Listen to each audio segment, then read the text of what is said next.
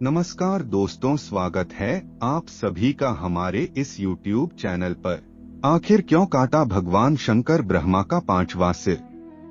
वैसे तो अक्सर त्रिदेवों का नाम लेने के क्रम में ब्रह्मा, विष्णु और महेश है, लेकिन सबसे बड़ा सवाल ये है कि सभी भगवान के मंदिर होते हैं और जहां देखो मिल जाएंगे, पर भगवान ब्रह्मा जी के मंदिर क्यों नहीं देखे जाते, जबकि भगवान के विभिन्न रूपों में शिव, विष्णु, दुर्गा, गणेश और अन्य देवताओं की पूजा आम लोगों में व्यापक रूप से प्रचलित है, लेकिन शायद ही हमें कभी ब्रह्मा जी का मंदिर देखने को मिलता है। फिलहाल इसका जवाब हमें पौराणिक कथाओं में ही मिल सकता है, लेकिन पौराणिक कथाओं में भी कई तरह के सिद्धांत और कहानियों को बतलाया गया है। हिंदू पौराणिक कथाओं में संपूर्ण सृष्टि का रचनाकार ब्रह्मा को कहा जाता है, जिन्होंने अपने ही शरीर से देवताओं, राक्षसों, पुरुषों और इस धरती पर मौजूद सारे प्राणियों को बनाया है। ऐसा माना जाता है कि ब्रह्मा के 4 सिर हैं, जिन्हें चारों वेदों के प्रतीक के तौर पर देखा जाता है। शुरू में उनके 5 सिर थे, जिनमें से एक को शिव जी ने क्रोध में आकर काट दिया था। एक सिद्धांत यह मानता है कि इंसान अक्सर उन्हीं देवी देवताओं की पूजा करता है जो आम तौर पर एक योद्धा होते हैं। भारत में सभी देवी देवताओं के मंदिर तो सहज ही मिल जाएंगे, पर ब्रह्मा जी का मंदिर बिरले ही आपको देखने को मिलेगा। सरस्वती विद्या की देवी और ब्रह्मा सृष्टि के रचनाकार के मंदिर आपको शायद ही कभी मिल पाएंगे। शास्त्र अनुसार कहा जाता है कि ब्रह्मा ने सृजन के दौरान ही एक चौंकाने और बेहद ही सुंदर महिला को बनाया था। हालांकि उनकी यह रचना इतनी सुंदर थी कि वे उसकी सुंदरता से मुग्ध हो गए और ब्रह्मा उसे अपनाने की कोशिश करने लगे। ब्रह्मा जी अपने द्वारा उत्पन्न शत्रुपा के प्रति आकर्षित हो गए तथा उन्हें टकटकी बांधकर निहारने लगे। शत्रुपा ने ब्रह्मा की दृष्टि से बचने की हर कोशिश की, किंतु असफल रही। कहा तो ये भी जाता है कि शत्रुपा में हजारों जानवरों में बदल जाने की शक्ति थी और उन्होंने ब्रह्मा जी से बचने के लिए ऐसा किया भी, लेकिन ब्रह्मा जी ने जानवर रूप में भी उन्हें परेशान करना नहीं छोड़ा। इसके अलावा ब्रह्मा जी की नजर से बचने के लिए शत्रुपा ऊपर की ओर देखने लगी, तो ब्रह्मा जी अपना एक सिर ऊपर की ओर विकसित कर दिया, जिससे शत्रुपा की हर कोशिश नाकाम हो गई। भगवान शिव ब्रह्मा जी की इस हरकत को देख रहे थे। शिव की दृष्टि में शत्रुपा ब्रह्मा की पुत्री सदृश थीं, इसीलिए उन्हें यह घोर पाप लगा।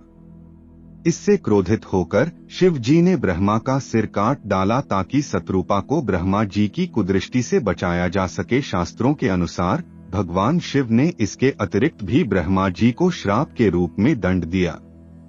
इस श्राप के अनुसार त्रिदेवों में शामिल ब्रह्मा जी की पूजा उपासना नहीं होगी। इसीलिए आप देखते हैं कि आज भी शिव एवं विष्णु पूजा का व्यापक चलन है, जबकि ब्रह्मा जी को उपेक्षित रखा जाता है।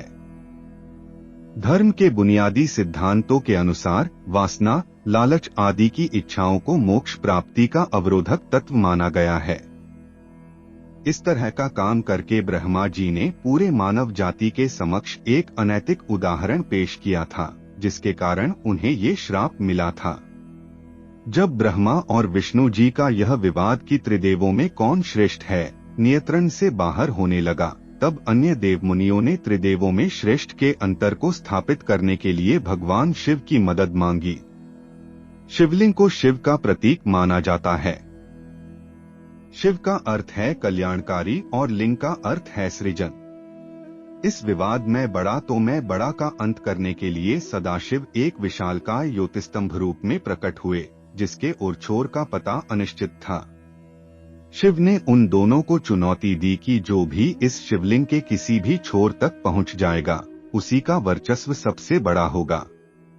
यह सुनते ही ब्रह्मा ने एक हंस का आकार ले लिया और वर्चस्व साबित करने के लिए शिवलिंग के ऊपर की ओर उड़ान भरी। वहीं विष्णु एक सूअर के रूप में वेश बदलकर शिवलिंग के नीचे के क्षेत्र में उतरे। जैसे ही कुछ दूर तक विष्णु जी ने यात्रा तय की, उन्हें एहसास हुआ कि इससे पहले भी शिव ने उन्हें मात दी थी, विष्णु लौट आए और भगवान शिव को सुप्रीम रूप में स्वीकार किया।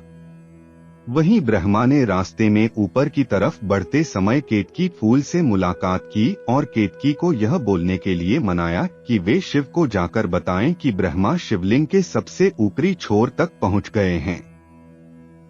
शास्त्र अनुसार ब्रह्मा जी की बात मानकर केतकी फूल ने भगवान शिव से झूठ कहा, जिसका पता शिव जी को लग गया।